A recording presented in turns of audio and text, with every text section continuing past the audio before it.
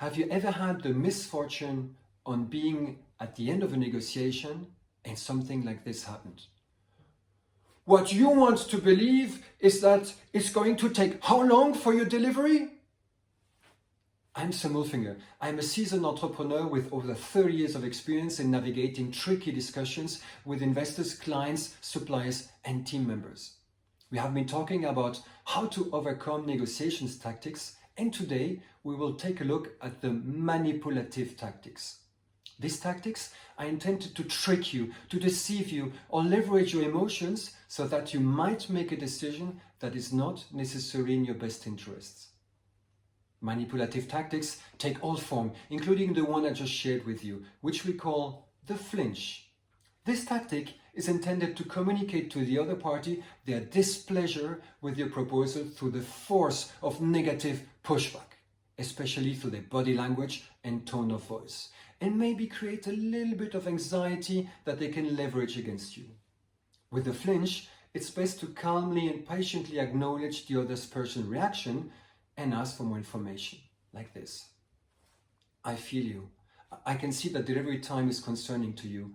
Can you explain a little bit more about how delivery impacts your overall operation? Here are a few more examples of manipulative tactics. See if you can recognize any of these from your own experience. If I cut my price any further, the company doesn't make anything on this deal and my boss will be all over me. Can you help me out just a little? This one is called the moral appeal, and it's exactly the opposite of the flinch. The moral appeal is intended to elicit sympathy from you and soften you to give concession that might not be in your best interests.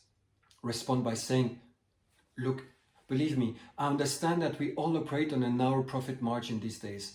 I really don't have room in my budget to pay a higher price. So are there any other things that I can do for you to make this deal work? The next one is a classic, but it requires a team. One person says to you, I don't care if we do business with you or not. And the other one interrupts and says, look, this person really need our product. Let's see if we can come up with a more lenient payment plan. We want to be fair. That's right. This is the good guy, bad guy routine. In the end, both guys have the same goal. They want to do business with you, but on their terms.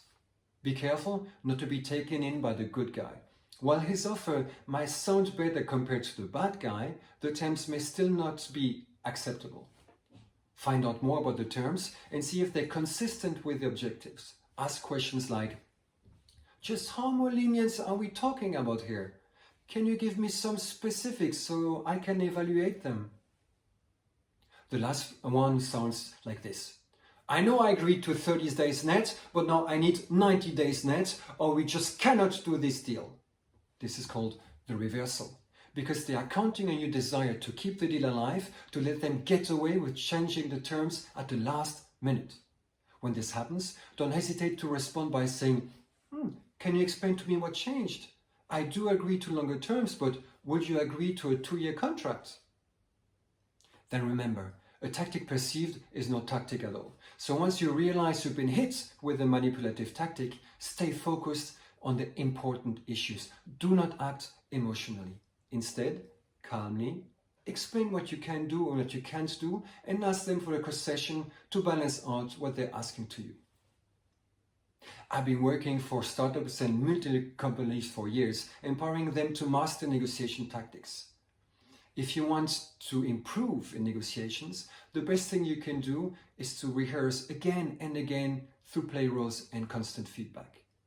Click on the link below or contact me on LinkedIn to find out if I or Kuma partner can help you to conquer your challenges and achieve your business goals today.